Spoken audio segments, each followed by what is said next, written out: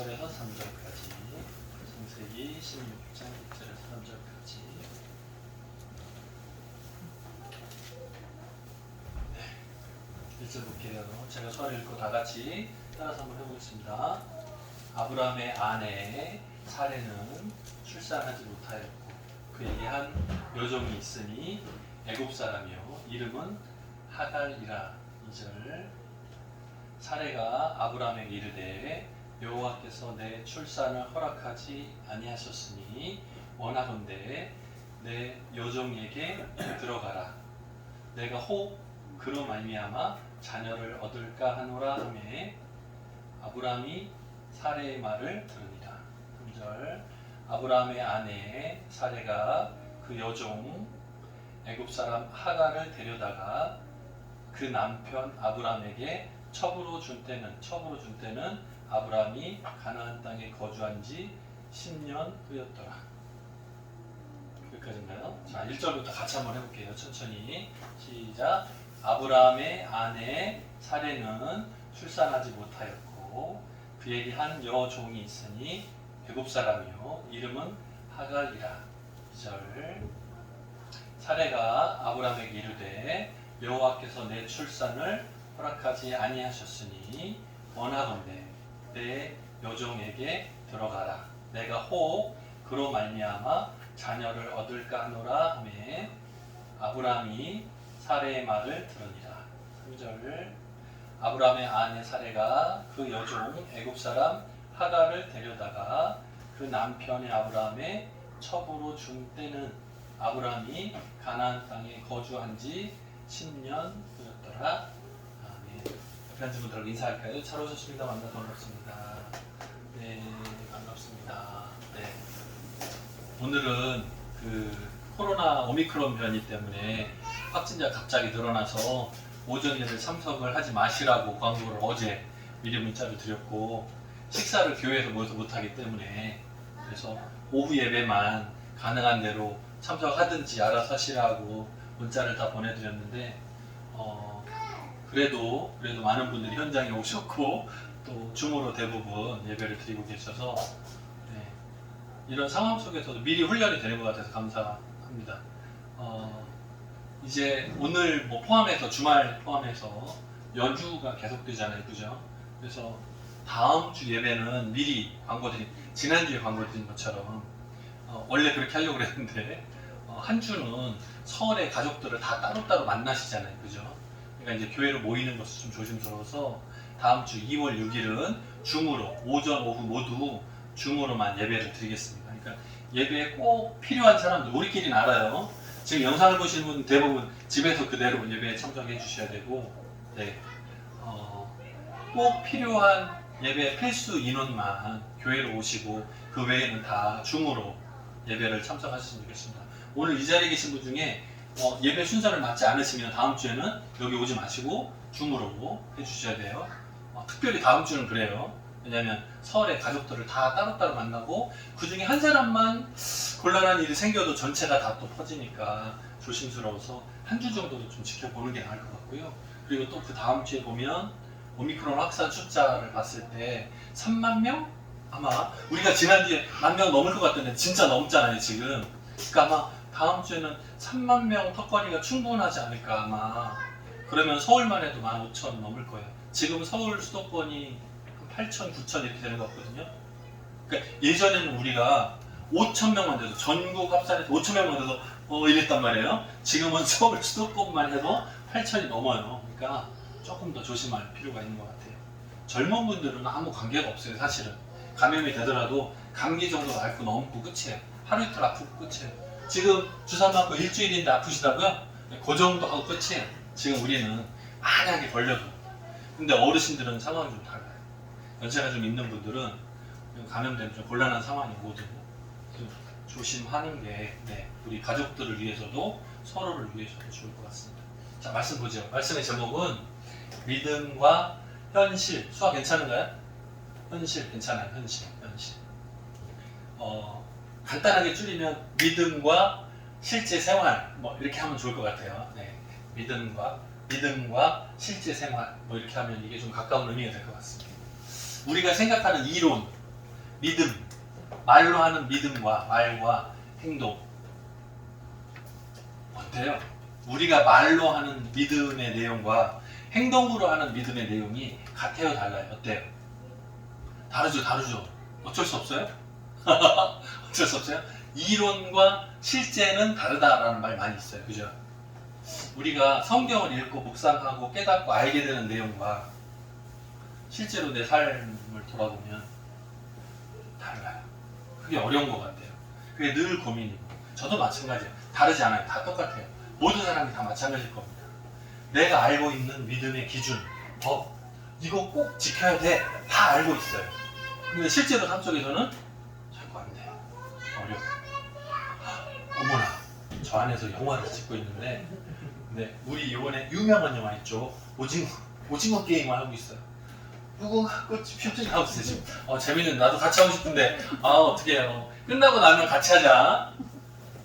끝나고 나면 같이 하자고 좀 얘기해 주세요. 얘들아, 예배 끝나고 나면 같이 해요. 네, 무궁화 꽃이 피었습니다. 잘해요. 어렸을 때 해봤었어. 자, 지난주 내용하고 연결해서 보면 하나님께서 아브라함을 부르셨어요. 나이가 몇 살 때? 75세 때. 고향, 아비, 친척을 집을 떠나라. 우상 숭배가 가득한 그 갈대아 우르 지역을 떠나서 내가 지시하는 땅으로 가라 하는 것이 하나님의 명령이었어요. 명령을 거꾸로 말하면 부르심이었어요. 부르심. 너 거기 있지 말고 나와라. 그 삶의 현장이 너무 악하고 우상 숭배가 가득하니까 거기서 살지 말고 내가 정한 곳으로 옮겨서 거룩한 백성들을 다시 씨 뿌리듯이 해서 사람 숫자를 늘려서 거기서 내 백성을 삼겠다 하신 지명업소로 불러내신 거예요. 그게 부르심이었어요. 부르심. 여러분 어떻습니까? 하나님께서 저와 여러분을 부르신 줄 믿으십니까? 나를 부르시는 방법은 여러 가지인데 농인분들은 하나님 이렇게 불렀어요? 수화로 오라 이렇게 했어요? 올라 마음속에 권총농은 똑같아요. 하나님의 부르심은 눈에 보이게 아니 없어요. 내 마음속에 부르심. 하나님께서 말씀을 통해서 찬양의 가사를 통해서 나를 부르셨어요. 내 마음이 열리게 하셨어요. 다른 사람들은 아무리 설명해도 믿지 않아요. 예수 믿으세요 아무리 보내도, 밖에 나서 길 가는 사람한테 아무리 보내도 안 돼요. 어려워요. 억지로? 안 돼요. 사람의 힘으로? 안 돼요. 돈을 줘서? 안 돼요. 한 번, 두 번 올지 몰라. 우리 예전에 큰 교회에서는 뭐 있었어요? 큰 교회들에서는 초청할 때 선물 같은 거 많이 해요. 새생명 축제, 친구 초청 주일 이러면 막 음식 준비해놓고 선물 준비해놓고 많이 해요. 집에 갈 때 그냥 선물 하나씩. 그 다음 주에 오면 또 선물 줘요? 없어요. 그러니까 믿지 않는 사람 뭐라고 생각해요? 내가 물고기인가? 나를 낚시하고 있어. 내가 걸린 거야? 내가 이거 하나 선물 하나 받자고 내가 그래서 온 거야? 아니란 말이에요. 그냥 선물 받고 교회 입장에서 믿는 사람 입장에서 어때요? 이 선물을 주는 것이 아깝지 않아요. 내가 먹는 거 아껴두고 오래 먹을 수 있는데 이거 나눠주는 거 아깝지 않아요. 이 돈이 문제가 아니고 어떻게 해요? 한 영혼을 구원하는 기회가 열린다면 한 번이라도 와서 하나님의 말씀을 보고 듣고 그 마음이 열린다면 성령님께서 그 마음밭에 씨를 뿌려주신다면 기적이 나타나지 않을까. 사람 힘으로는 안 되니까 성령님께서 하시지 않을까. 그 기대하는 마음으로 그 행사 모으는 거예요. 초청하면 다 예수 믿어요? 100%? 대부분 그냥 가요. 선물만 받고 대부분. 하지만 그거를 매년마다 반복해요. 봄, 가을로 계속 초청해요. 왜요? 누구를 부르시는지 우리는 몰라. 이 부르심은 누구? 하나님만 아세요. 우리는 몰라. 결과적으로 알죠. 지금 우리가 보니까 모여서 예배 드리는 저 한 사람 한 사람이 하나님 부르신 거구나. 뒤늦게 결과로 열매로 보고 아는 것 뿐이죠. 지금 우리가 누구를 몰라요. 자, 아브라함은 믿음의 결단을 하고 하나님의 부르심에 순종합니다. 나이가 75세 늙었는데도 불구하고. 그 고향 땅을 떠나 나올 때 거기 누가 있었다고요? 노아가 있었어요. 살아 있을 때예요. 근데 거기를 떠나 나오는, 이건 쉽지 않은 결단이었어요. 그죠? 나왔어요. 하나님의 약속의 내용은 뭐냐면 하늘을 별, 바다의 모래 한 것처럼 자녀수 숫자를 많게 해주겠다라는 약속을 받았어요. 아브라함 입장에서는 어마어마한 약속을 받은 거예요. 하나님께서 나를 새롭게 하나님의 백성들을 만들고 숫자를 늘 앞으로 계획이 있는데 그 중에 내가 받는 거예요. 믿음의 조사 나한테 맡겨주겠다는 약속이에요. 엄청난 약속이에요. 그런데 현실 생활은 어때요? 없어. 눈에 보여요, 안 보여요? 안 보여요, 없어요. 자, 우리들의 앞길을 위해서, 우리가 미래를 위해서 투자하잖아요, 그죠? 열매가 있어요? 없어요. 시작 아직. 저 미래를 위해서 지금 준비하는 거예요. 공부하는 거예요. 저축하는 거예요. 왜? 지금 당장 쓰지 못해요. 근데 미래를 위해서 투자하는 거예요. 나중에 어떻게 될 결과 알아요? 몰라. 지금은 무조건 씨 뿌려보는 거예요. 왜? 부모님이 하라고 그랬으니까. 선생님이 하라고 하니까 그냥 하고 가는 거예요. 공부 막 하고 싶은 사람 없어요. 다 지루해. 다 하기 싫어요. 다 똑같아. 해봤잖아요. 쉬워요? 재밌어요?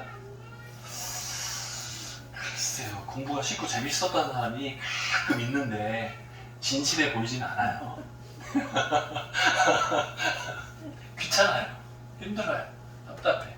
그런데 그 기간을 견뎌내면 나중에 열매가 있단다. 이런 걸 보여요. 실제 삶은 힘들어요. 답답해요. 지금 당장 나가서 막 놀고 싶어.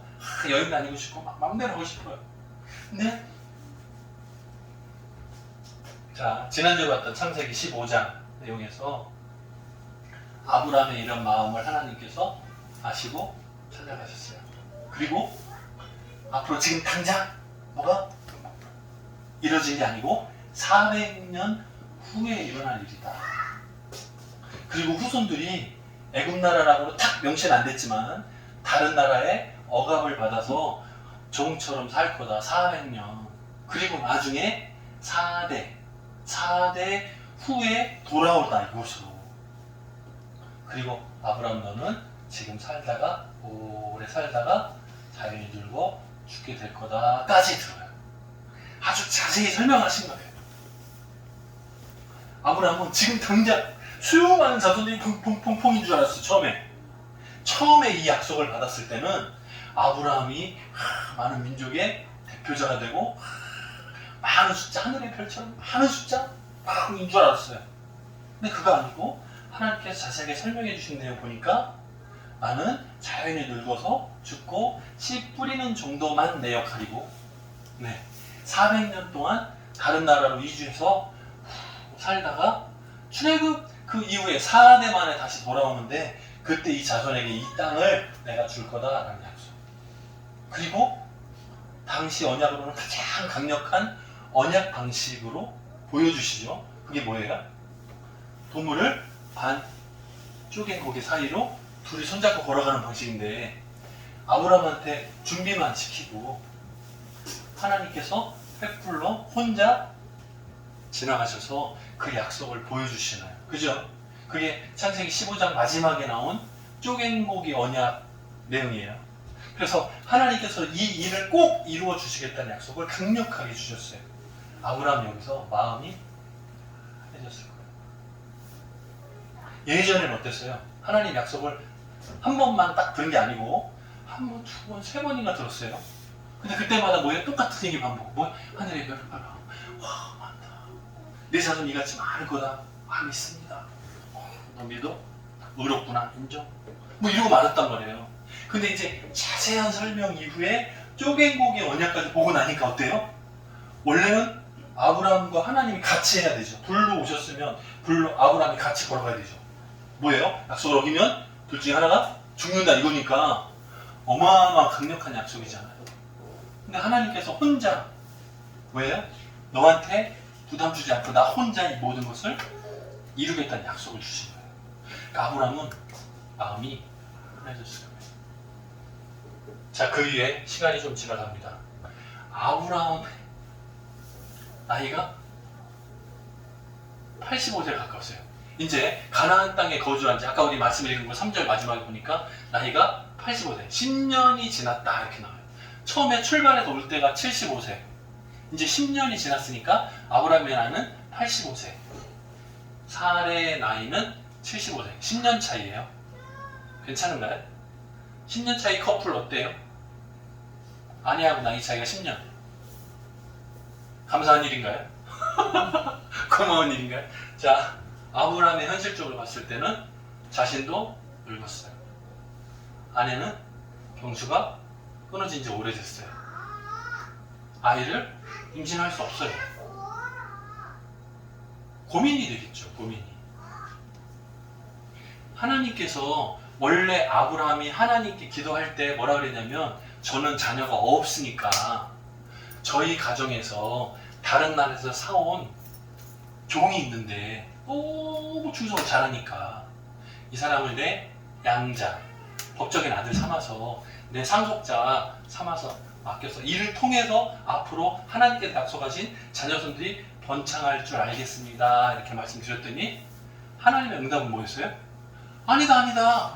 내 몸에서 날 자가 내 후손 씨가 될 거다. 아, 내가 아이를 낳는 거라고요? 라고 뒤늦게 깨닫는 거예요.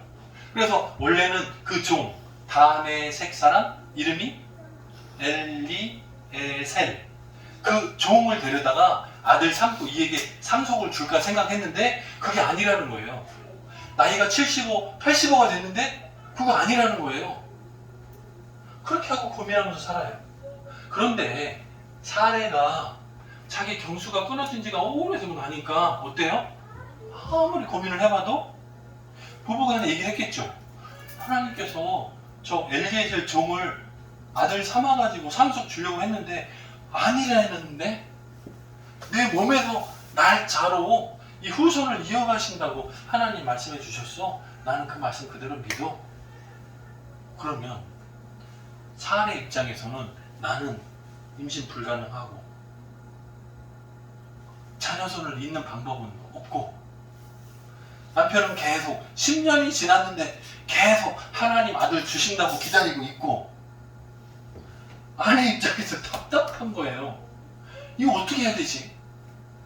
오늘 창세기 16장에서 사례의 고민 끝에 나온 게 뭐냐면 하나님께서 말씀하신 것은 당신 몸에서 날짜라고 했지 내 몸에서 날짜라고는 말씀 안 하셨잖냐. 그러니까 임신이 가능한 내 여종 나한테 충성하니까 이름이 하갈을 통해서 첩을 삼고 아들을 낳으면 당신 몸에서 낳은 거랑 똑같으니까 하나님 말씀대로 응답 아니냐. 우리가 어리석게 답답하게 10년을 넘게 시간 다 보내고 지금 늦었다. 빨리 하자. 제안을 했어. 자, 아브라함의 입장에서 사례의 제안을 봤을 때 어때요? 그렇구나. 맞네. 내 몸에서 날짜가 맞네. 틀리지 않았네. 자, 여러분 생각 어때요? 고민해보세요. 어때요? 하나님의 말씀해 주신 게 맞아요? 아브라함의 몸에서 낳는 거 맞아요? 틀리지는 않은 거 맞죠? 근데 맞아요? 하나님의 말씀을 인간의 입장에서 편집하고 이해하고 쪼물락거려서 내가 이해하기 쉽게 곤란해요. 실제로 이 문제를 통해서 어떤 결과가 나오는지 여러분 알고 있나요? 좀 더 볼까요? 자, 사례 여종 이름이 뭐라 그랬죠? 네, 하갈을 통해서 자녀 출산을 제한합니다. 근데 아브라함이 이 문제를 검증, 확인해 보지 않았어요. 하나님께 기도해 보고 이것이 평안한지 불편인지 구분할 필요가 있었는데, 기도했을 때 응답의 증거가 뭐라고요? 마음에 평안함이 있겠죠. 근데 우리가 이거 봤을 때 어때요? 마음이 평안해요? 첩을 얻어서 아이를 낳는 게 마음이 편안해요? 아니 뭔가 불편할 것 같은데. 근데 이건 우리 한국 사람들의 생각이고요. 그 당시 사람들은 보통 아내를 둘, 셋, 넷, 다섯, 여섯 이렇게 많이 가졌어요. 그때 옛날에 4,000년 전 때 이 중동 지역에서는 여자를 소유라고, 재산이라고 생각했기 때문에 둘, 셋, 넷 아내를 계속 늘리는 것에 대해서 나쁘게 생각하지 않았어요. 나중에 보면 야곱이 아내가 몇 명? 4명이었잖아요. 그죠? 뭐 그런 식으로 아내 숫자가 늘어난 것에 대해서 문제가 없었을 때니까 아브라함이 이것을 편안하게 이해한 것 같아요. 지금처럼 우리처럼 아내가 있는데 첩을 애를 낳아? 씨바지? 안 돼! 이렇게 생각하지 몰라요. 우리는 아마 한국적인 문화에서는 말도 안 돼! 막 이랬을 거예요. 근데 그 당시에는 다들 가정들마다 자녀를 많이 낳았으니까. 지금도 이슬람 문화권에 가면 아내가 4명, 5명, 6명 막 그래요. 많아요. 네. 가끔 미국 유학 간 친구들이 어디 중동 지역의 왕자가 남자친구랑 막 이러면서 결혼한다고 막 날아가 보죠. 근데 7번째 부인이에요. 7번째 부인. 나중에 보면 첫 번째 부인이 아니고 7번째 부인이에요. 그럴 때가 있어요. 조심해야 돼요. 네. 여러분 혹시 왕자라고 결혼을 제안받더라도 몇 번째인지 확인 꼭 해야 돼요. 자, 하나님 앞에 기도해보고 확인해봤다면 좋을 것 같아요. 이것을 확인하지 않고 진행을 합니다. 어떻게 됐어요? 자, 보세요. 하갈이, 여종이 임신을 합니다. 하갈은 원래 종이란 말이에요. 애굽 여자예요. 근데 임신을 했어요. 씨는 누구 거죠? 아브라함 거. 임신을 했어요. 그러면 문제가 해결됐나요? 하나님께서 약속하신 하늘의 별과 같이 바다의 모래와 같이 숫자 많게 자녀를 늘려주신다는 그 약속의 응답이 맞아요?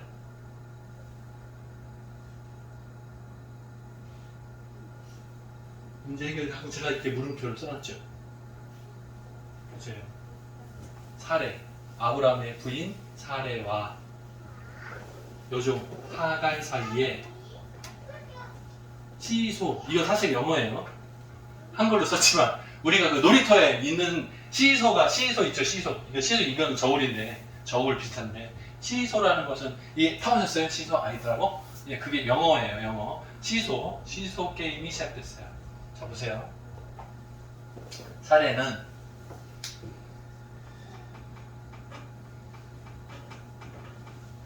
본 부인이에요. 첫 번째 부인. 여기는 여종이에요. 자, 여기서는 누가 이겨요? 사례가 이기죠. 왜? 본 부인이니까 당연히 힘이 세죠. 자, 그런데 문제가 뭐라고요?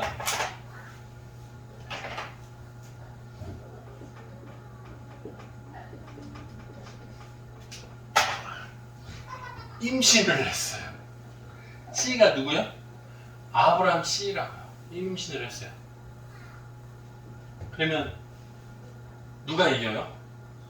누가 이겨요? 이 이긴다 진다 말이 좀 이상하고 어색한데 하갈이 여종 입장이지만 임신함과 동시에 본인이 교만해지는 거예요. 우리 한국 옛날에 TV 드라마 사극 옛날 드라마를 보면 어때요? 원래는 후궁이에요. 그런데 왕으로부터 승은을 입으면 어떻게 돼요? 갑자기 빈주로 이름이 바뀌죠. 그죠? 후궁에서 이름이 확 바뀌어서 빈이 돼요. 그래서 왕비가 아이를 낳지 못할 때 빈이 아이를 낳으면 나중에 세자 책봉을 할 때 여기는 자녀가 없으니까 뒤로 밀리고 자연히 늙어 죽는 게 되고요. 빈이라 하더라도 아들을 낳으면 그것을 아들을 올려서 왕으로 나중에 올라가죠. 그러면 왕의 어머니가 되면 힘이 막강해지죠. 이게 똑같은 상황인 거예요. 사례가 아이를 낳지 못하는 상태로 혼자 있고 여기가 아이를 낳는 전초전이 시작됐죠. 자, 임신함과 동시에 내가 삐세진다고 착각을 하기 시작하는 거예요. 아이를 낳았어요? 아직 안 낳았어요. 아직. 임신만. 이제 배가 막 부르기 시작해요. 신고 먹고 싶고 옛날에는 어때요? 사례가 정 불러서 배고프다 밥 차려라 이렇게 했어요. 옛날에는. 그런데 하갈이 임신하고 나서부터는 여주인님 나 먹고 싶어요 저거. 그럼 어떻게 해요? 해줘야 돼. 이 상황이 좀 답답한 거예요. 이게 이렇게 되는 느낌이 사례 입장에서 느낌이 오기 시작하는 거예요. 오히려 멸시하기 시작해요. 여주인을 멸시하기 시작해요. 어떡하죠? 사례가 아브라함한테 어쩔 수 없이 나 너무 힘들다. 당신의 씨를 잇기 위해서 내 여종을 당신한테 들여서 임신을 해서 도와주고 싶었는데 지금 상황은 나 너무 힘들다. 나 스트레스 못 살겠다. 나 죽을 것 같아. 하소연을 합니다. 그랬더니 아브라함이 뭐라고 허락을 해주냐면 임신하고 관계없이 하갈은 당신의 여종이니까 알아서 하라고 합니다. 아하! 자, 사례가 임신을 했지만 하갈에 대해서 지휘권을 획득합니다. 사례가 힘이 됐어요. 플러스 남편이 됐어요. 이제 이게 비교가 안 돼.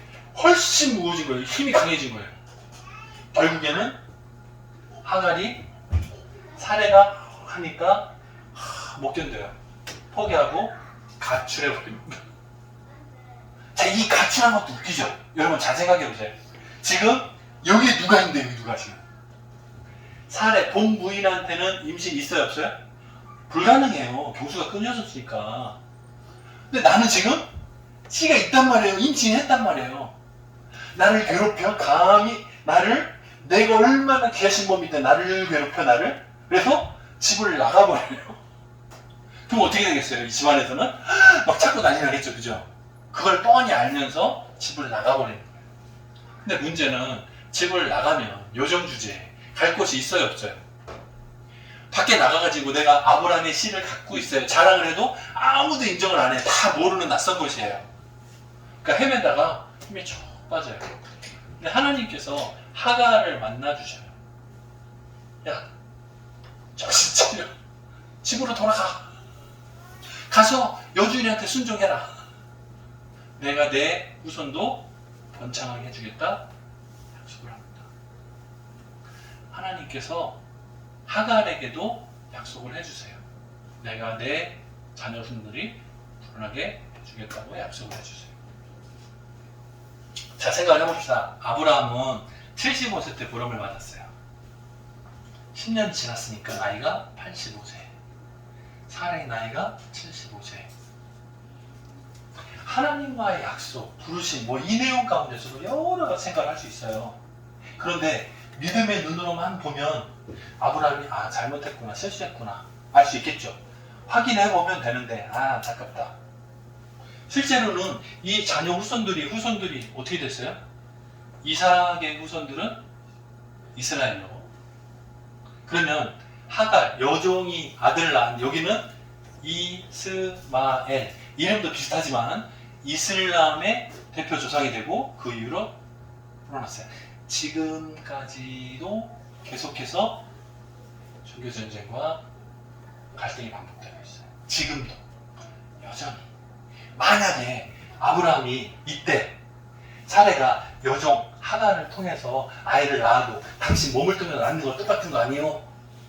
라고 제안했을 때 아브라함이 정신 차리고 그 제안도 좋지만 하나님께 기도해 봅시다 하고 만약에 이스마엘을 낳지 않았다면 수많은 전쟁과 종교적 갈등은 없었을지도 몰라요.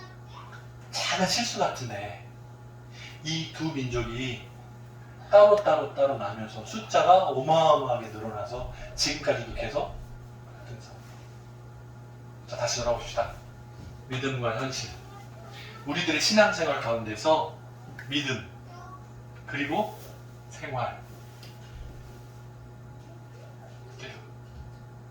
우리들의 고민이죠.